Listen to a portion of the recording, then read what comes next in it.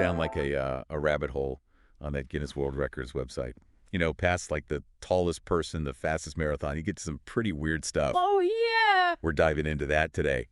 Those weird records. We've got articles from How Stuff Works, List 25, Board Panda, even a bit from Wikipedia about the history of it all. Right. And trust me, you are gonna want to hear this. It's fascinating, these records, they tell us so much about being human. It's not always about like fame or anything. It's that drive to push the limits, to have that weird moment of, I did it. Okay, so picture this. You're way up high, 3 stories. Platform, the whole deal. Below you.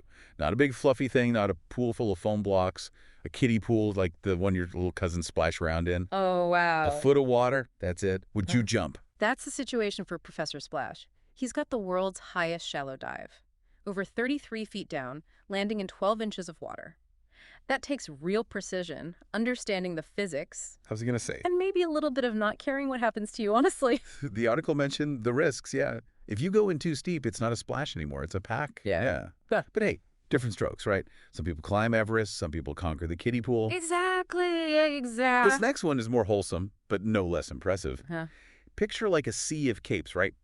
All spandex. 867 people in the UK got together, all dressed as Superman, the record for the biggest gathering.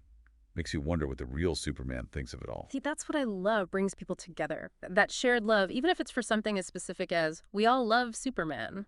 All right, this next one. This one might make you put down the burger. Or maybe crave one, I don't know. Yeah. Everyone's heard of a fast food fan, but this guy, he's eaten over 26,000 Big Macs. No way. That's like his whole diet for decades. Yeah. And get this, he says he's in decent health. It does make you wonder what the human body can handle. I'm not saying I'd recommend an all Big Mac diet, but nutrition is weird, man. Like a real-life Supersize Me, but with way more ketchup and no film crew. Speaking of pushing limits, though, we found the record for the longest fingernails ever. Oh, I've heard about this. I can't even... Like really long. Yeah, several feet long. Like longer than a car. I don't know how you function in the world with those. Can't even imagine. Can't even type an email without breaking a nail, let alone grow them that long. Okay. From kind of gross to utterly ridiculous. This next record, it's about blowing marshmallows. Out your nose. I guess the human nose can do some weird stuff. This one, the farthest marshmallow nose blow, it's kind of pure, It's fun. Yeah, with all the like crazy stunts and eating habits we found, it's nice to remember that sometimes records are just about goofing off. Although, at what point did someone say, I bet I can launch this marshmallow across the room with a sneeze? Right. Who even thinks of that? But on a more serious note, there was this family in Mexico. They've got the record for the largest hairy family. But it's not just like a funny quirk. It's a real genetic thing. Congenital generalized hypertrichosis. Right, where you have way more hair than usual all over.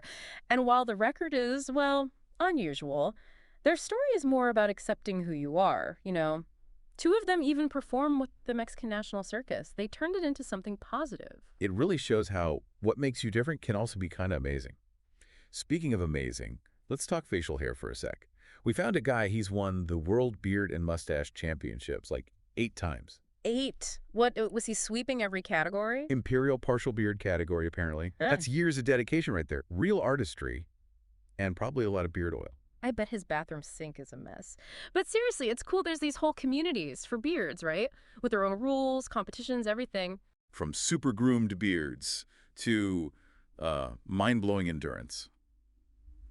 This next record, someone who really loves video games. Imagine playing Call of Duty, Black Ops 2, for over 135 hours straight. Wait, how is that even? Were they allowed to sleep? That's commitment. It shows how powerful games can be, but also, dude, that can't be healthy. No sleep, eye strain, probably all cramped up. Take breaks, people, even when you're going for a world record. Seriously, I'd be worried about their thumbs after that. Speaking of needing a break, I need a minute to wrap my head around 135 hours. In the meantime, let's switch gears. Remember those crazy long fingernails from before? Oh, yeah. How could I forget? Sridhar Chilal from India, he's got that record. Stopped cutting the nails on one hand back in 1952, grew them for over 66 years, longer than a car combined. Longer than a car. Did they at least like curl elegantly, or was it just nail spikes? I'm picturing like those old-timey cars too, like those really long ones. Oh no, now I'm picturing it. That's kind of scary. Everyday life, right? Mm.